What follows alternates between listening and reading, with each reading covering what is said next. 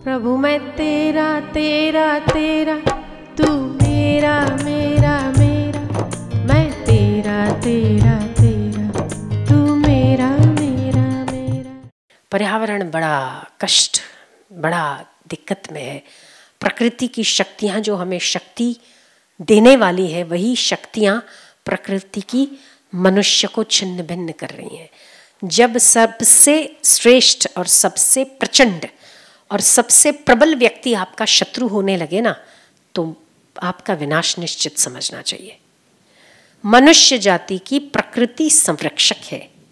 प्रकृति की शक्तियों से मनुष्य शक्ति प्राप्त करता है, पर जब वही शक्ति आपकी दुश्मन बनने लग जाए तो विनाश भी वही करता है।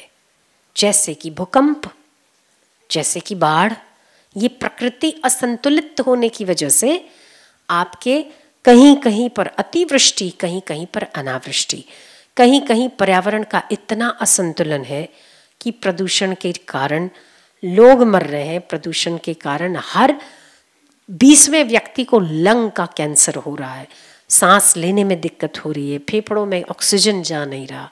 आने वाले समय में एलर्जिक पेशेंट, लंग कैंसर, ये बड़ी आम जाम चीज़ें हो जाएगी। मुझे किसी ने बताया कि एक बार हार्ट डिसीज़ हो जाए ना, कार्डियक प्रॉब्लम हो जाए, तो आप उसकी बाईपास सर्जरी करा सकते हैं कि उसमें आप स्टेंट बिठा लेते हैं या पेसमेकर बिठा लेते हैं।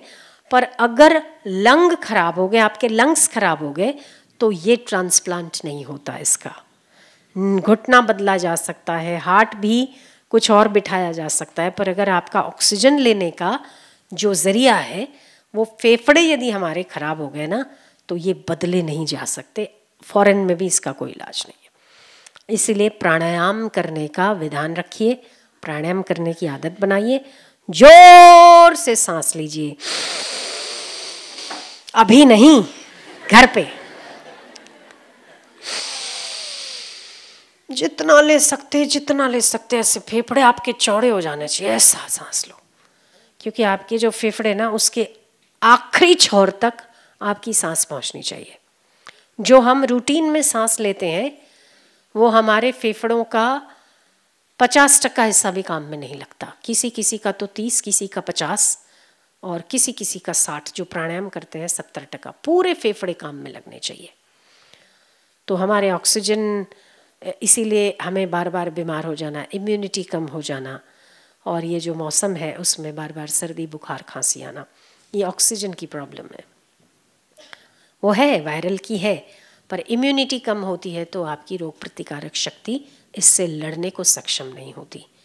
और रोग प्रतिकारक शक्ति, यदि आपके लंग्स कमज़ोर है, रोग प्रतिकारक शक्ति बार बार आपकी डाउन होती रहती है।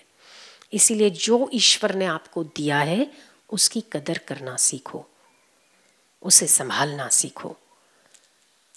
गाय इतनी कट रही है, पेड़ इतने कट रहे हैं, सब अपनी सुख और सुविधा देख रहे हैं। जिस दिन प्रकृति अपनी सुविधा देखेगी ना, कुछ बचेगा ही नहीं।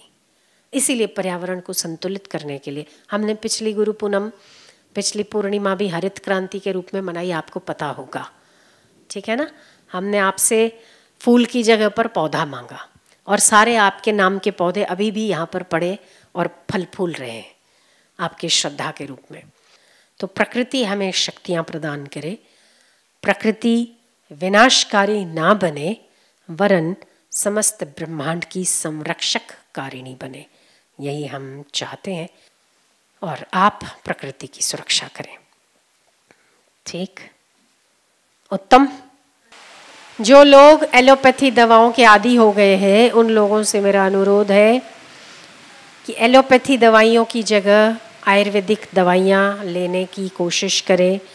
आयुर्वेदिक दवाइयाँ निर्दोष होती है, और साथ साथ जड़ी बूटियों से शरीर को उतना नुकसान नहीं होता जितना केमिकल आपके शरीर को नुकसान करता है। अगर एलोपैथी दवाइयाँ आपकी कोई चीज़ को ठीक करती है तो दूसरे अंगों को डैमेज जरूर करती है।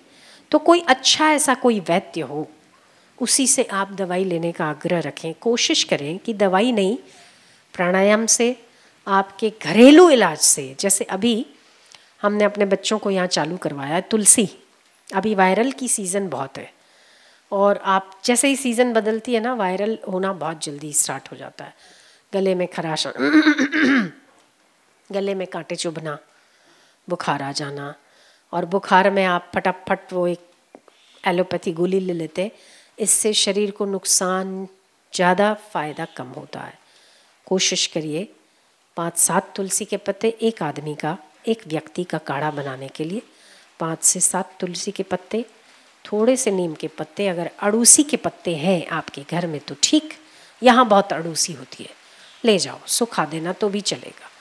अड़ूसी के पत्ते 2-3, थोड़ी सी चुटकी हल्दी, पुराना गुड़ हो तो बहुत अच्छा, नहीं हो तो देसी गुड़, जो केमिकल वाला सफ़ेद गुड़ आता है ना, वो तो भूल कर भी नहीं खाना चाहिए। इन सब चीज़ों को पानी में छोटा छोटा काट के उबाल दो। यष्टि मधु, इनमें से जो चीज़ें आपके पास उपलब्ध हो, इन चीज़ों को आप उबाल दो, थोड़ा सा उबाल आ जाए, चाय की तरह पुराना गुड़ मिलाकर चाय की तरह बना के पियो। ये जो मौसम है, अगर इस मौसम को आपने संभाल लिया ना, तो पूरा वर्ष आपको बुखार नहीं आएगा। बुखार में पड़े रहना, शरीर को अस्वस्थ कर देना, बीमार कर देना और अशक्त होकर उठना, जिसकी रिकवरी 15 दिन तक भी नहीं होती, इससे तो कड़वा काढ़ा पी लेना क्या बुरा। हम तो हर रोज पीते हैं, हमारे बच्चों को शुरू करवाया है। यहाँ पीते हो आप लोग? नहीं, बच्चे पीते हैं? नहीं, हाँ कहाँ गए? पीते हो काढ़ा? पीते हो ना रोज तुलसी वाला? हम तो 3 टाइम पीते हैं, इनको तो एक ही समय शुरू करा हम, सुबह दोपहर शाम 3 टाइम। थोड़ा कड़वा ज़रूर लगता है, पर थोड़ी सी कड़वाहट से यदि स्वास्थ्य प्रदा मिलता है तो सस्ता सौदा है। ऐसे यदि थोड़ी तपस्या से आनंद मिलता है तो सस्ता सौदा है। थोड़ा त्याग करने से यदि बहुमूल्य चीज़ हासिल होती है तो सस्ता सौदा है। और त्याग के बिना अध्यात्म कभी प्राप्त नहीं होता। जिसमें जितना त्याग अधिक, उसमें उतना अध्यात्म अधिक। इसलिए ये ध्यान रहे कि आप जो त्यागने का सामर्थ्य रखते हैं, तभी आपको कुछ प्राप्त होने की क्षमता प्राप्त होती है, उसे संभालने की क्षमता प्राप्त होती है। त्याग करने को तैयार हैं आप, तो आप बड़ी से बड़ी चीज़ हासिल कर सकते हैं। त्याग करने को तैयार नहीं तो आप छोटे रह जाओगे।